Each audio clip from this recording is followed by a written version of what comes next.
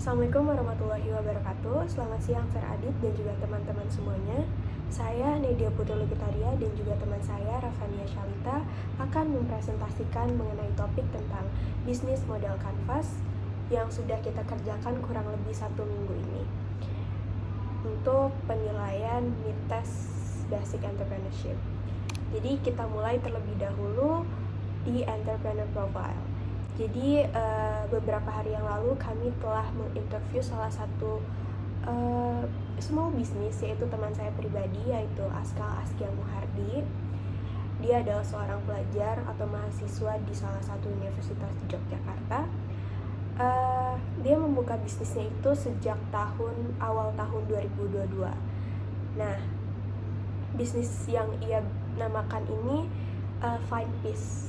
Nah, kemudian bisnis yang ia kembangkan ini atas dasar milik pribadi atau usaha sendiri dengan alasan dia sedang merasa waktu itu kebutuhannya banyak dan sedang ingin membuka usaha sekalian income tambahan sebagai mahasiswa baru, dan dia ingin mencoba explore udah sejauh mana sih gambar atau skill gambar yang udah dia bisa selama ini, udah seberapa jauh. Dan karena desain yang dia buat untuk usahanya ini merupakan gambaran Askal sendiri. Nah, kemudian di explanation-nya ini, produk-produk yang ia jual tuh lebih diutamakan kepada tees atau t-shirt dengan 3 graphic design, dan juga lighter atau korek, dan juga stiker. Nah, yang membedakan usahanya dengan usaha yang lain ini lebih kepada konten. Nah, kontennya ini lebih fit atau suit kepada kehidupan remaja zaman sekarang, kayak seperti mental health. Nah, yang merepresentasikan kedamaian remaja zaman sekarang. Itulah sebabnya kenapa Askal memutuskan nama brand clothingnya ini Fine Piece. Lalu kemudian di slide berikutnya ada katalog-katalog yang Fine Piece tawarkan, yaitu ada 3 model kaos yang Fine Piece jual. Yang pertama ada yang berwarna putih dengan paduan warna Tosca depan belakang.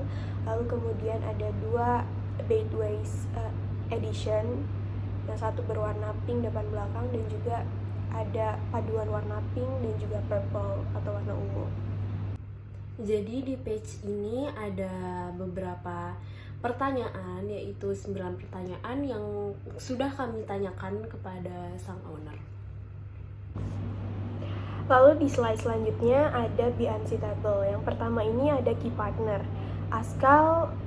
Menurut Askal ini key partnernya ini yang pertama ada vendor baju dari produk-produk Fine Piece yang berlokasi di daerah Kota Bogor. Lalu yang kedua ini ada toko stiker atau toko print, karena Askal menyediakan sekaligus menjual stiker-stiker yang telah dia desain. Lalu kemudian ia meminta jasa tukang stiker ini untuk memprint stiker-stiker yang telah ia buat. Lalu kemudian yang kedua ada cost structure, meliputi 4 bidang, yaitu vendor baju, kemudian packaging. Packagingnya ini meliputi bubble wrap, box, thank you card, dan juga yang terakhir ada plastik. Nah, baik, di slide selanjutnya ada be unsuitable. Nah, yang pertama ada key partner. Menurut Askal, key partnernya ini vendor baju dari produk-produk Fine Piece yang berlokasi di daerah Kota Bogor.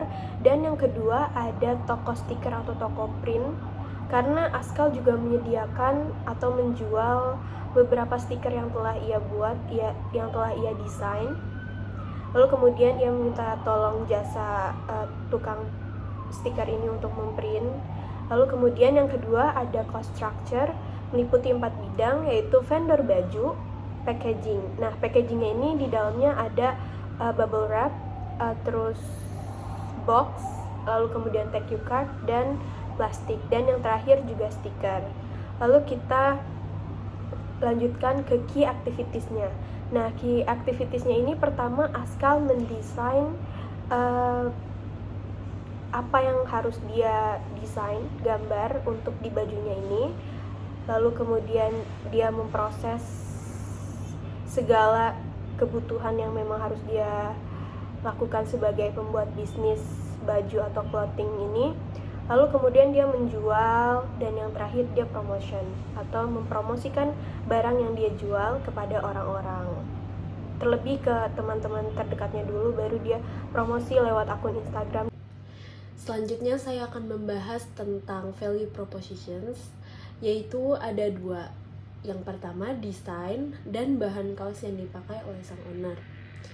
Yang pertama saya akan membahas tentang desain. Desain yang dipakai oleh sang owner ini sangat merepresentasikan lifestyle kehidupan remaja saat ini, seperti merokok atau mental health. Dan yang kedua saya akan membahas tentang bahan kaos yang dipakai oleh sang owner. Bahan kaos yang dipakai oleh sang owner ini sangat nyaman dan memiliki harga yang terjangkau.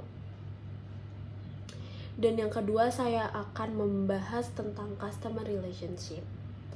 Jadi bagaimana sang owner membangun hubungan dengan customernya, yaitu dengan bertanya kepada kerabat atau orang terdekat yang dijadikan oleh pelanggan untuk diberikan kritik dan saran agar terus bisa mengembangkan bisnis yang dibangun oleh sang owner. Dan selanjutnya saya akan membahas tentang customer segments. Jadi sang owner menjual produknya itu ditujukan khususnya untuk anak remaja di range usia 16 sampai 25 tahun. Namun jika ada customer lain yang di bawah 16 tahun atau di atas 25 tahun yang merasa cocok dan suka nih sama desain yang dimiliki, itu sangat bisa untuk dibeli. Selanjutnya saya akan membahas tentang channels. Sang owner ini mempromosikan produknya itu melalui sosial media, yaitu Instagram, seperti Instagram feed dan story. Dan yang kedua itu ada dari mulut ke mulut. Maksudnya itu misalnya ada customer yang membeli produk sang owner, lalu sang owner itu meminta customer tersebut untuk mempromosikan kembali barangnya, bisa melalui Instagram pribadi. Selanjutnya saya akan membahas tentang revenue streams.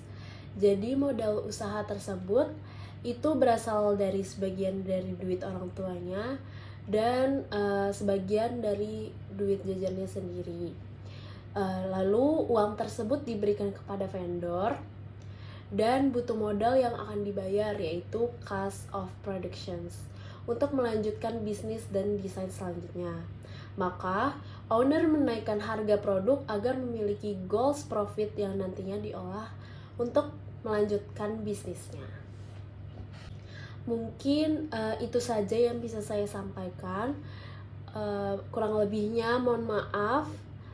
Terima kasih Sir Adit atas perhatiannya. Kami ucapkan terima kasih.